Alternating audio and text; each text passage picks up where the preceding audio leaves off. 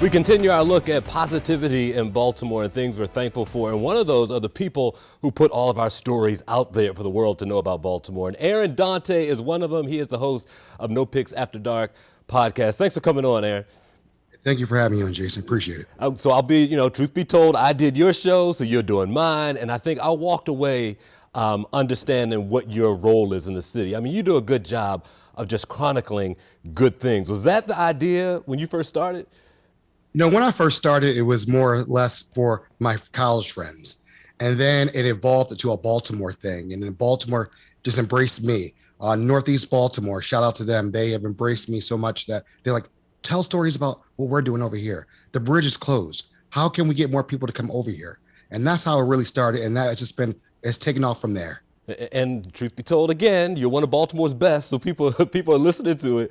I just wonder, do you feel sort of a responsibility now to the community? Because when you see some of the stories, I mean, you talk about, I guess it's a good balance between what people expect out of crime stories and, what bleeds is leads. But you go in and you find things where we do shine. I look for every story. I look for the voices that can't speak. I look for the people who want to tell their story. It may not be mainstream, but people want to hear those stories.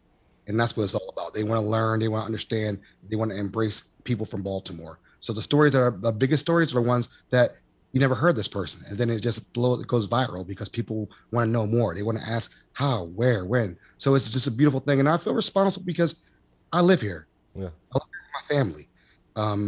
Born and raised, moved away, but came back because I love Charm City. We were saying when I met with you that, there's some people who don't, you may live in West Baltimore, you've never been to East Baltimore, or to the East Side, or in North and South the same way.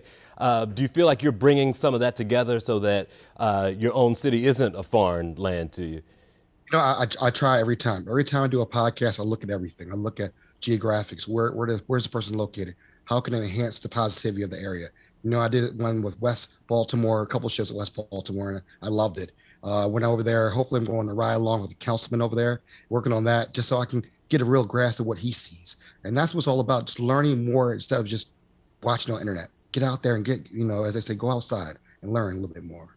I know that the pandemic really helped, I think, a business like yours because you're able, and now it's through the media, because you're able to do it like this over Zoom. Is that what you think propelled you? Is that, people got to a point that they really were they got tired of looking at the four walls of the house, and this was really a look outside without going outside?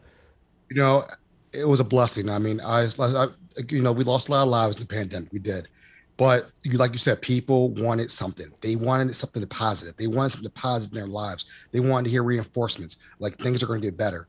And luckily, my podcast fit that mold.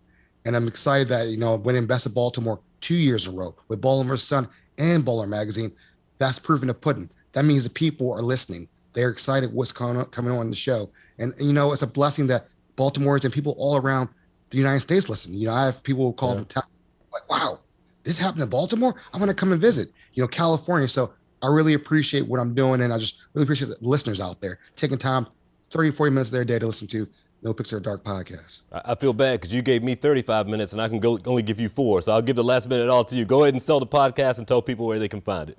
Again, it's called No Picks After Dark podcast. We always try to bring positive things to light. So we want to just be very positive with everything we're doing out here. And also all about positive Baltimore stories. I come out every Monday, sometimes Friday. It's just all about positivity. I've had you on, have Mr. Mayor Brandon Scott on, Senator Corey McRae, so we've had a lot of people on. And again, it's on, if you want to find me out, I'm on nopicksafterdark.com, PIX, not PIC. No Picks After Dark on Instagram and on Twitter, and I'm on TikTok, No Picks After Dark, if you want to check me and doing some TikTok things. I love it, man. Appreciate what you're doing. Baltimore does as well. It's Aaron Dante, No Picks After Dark podcast. Thank you, man. Thank you, sir.